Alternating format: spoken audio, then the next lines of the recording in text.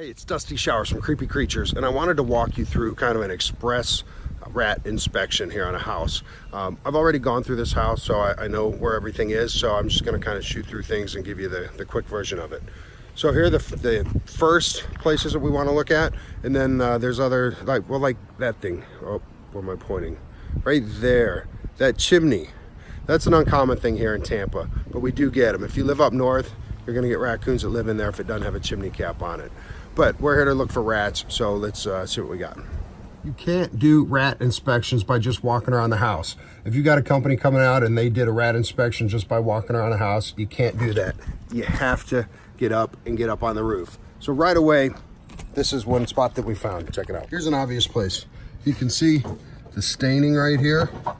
Fingers go right up there, and when you feel on the backside, you can feel that they've chewed it here. So the rats will chew it so that they can get in and out easier. But if you find something like this and you don't know if it's active, just take some plastic, stick it up in the opening. It's called marking the hole. Come back in a couple days, see if that's been disturbed. If that has not been disturbed, then you know nothing's living in there and you can get it sealed up. Here's a spot just like that other one, but this one is sealed up nice and tight.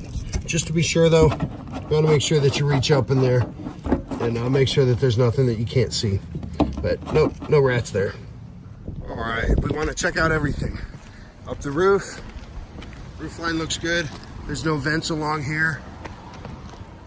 We want to be sure to check out down there. There's two different roofs. We want to make sure there's no gaps. And always be careful on roofs. And if you're not comfortable on roofs, don't climb on roofs. And of course, we want to make sure that there's no gaps up under here. Again, I've gone through this house, so everything is nice and tight. And check that all the way along there. Get in, but they typically don't. And this one specifically has some hardware cloth behind there, so nothing's gonna get in there.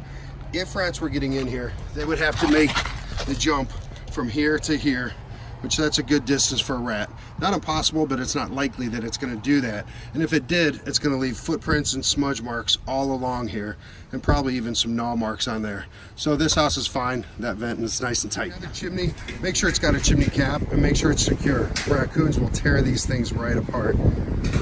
Some of them will just even rip that apart. Never underestimate a raccoon. This house actually, while it's got a crawl space, which is always a concern, somebody did a really good job with making sure that there was 1/4-inch hardware cloth behind there. Might be hard for the camera to pick up, but you can see it's pretty tight, except one thing. There's a hole right here. I marked it already, but you can see there's a gap here. And you can seal up the entire perimeter of this house, but you just missed this 2 to 4 inches right here, and rats are gonna get in. Fortunately, this is access to a crawl space, so we've got traps set right in there. Close that up. And the mark doesn't have to be perfect. It just has to be good enough for you to tell if anything has gone in or out of there. And we're on the inside of this house also.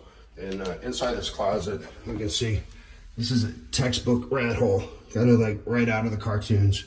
You can see how they've chewed around the top here, made it perfect so they can scoot right in and out. So something like this, we don't worry too much about. We focus more on getting the outside closed up so they can't get to this point, though it's never a bad idea to get that sealed up. Here in the Tampa Bay area, we also have lizards, and a few different kinds, but two common kinds are geckos and anoles. Their droppings to some people look a lot like rat droppings and often get misidentified. The way to tell the difference though is the lizard droppings will have a little fleck of white on them. Rat droppings will be all brown, kind of like these that I found inside. If you think you got rats, give us a call or text us for a free 58-point pest analysis. You can find us at 727-488-5657. And if you like my videos, please like and subscribe them. Thanks. Oh, and always be kind to pit bulls and possums. Sit, possum, sit. Good possum.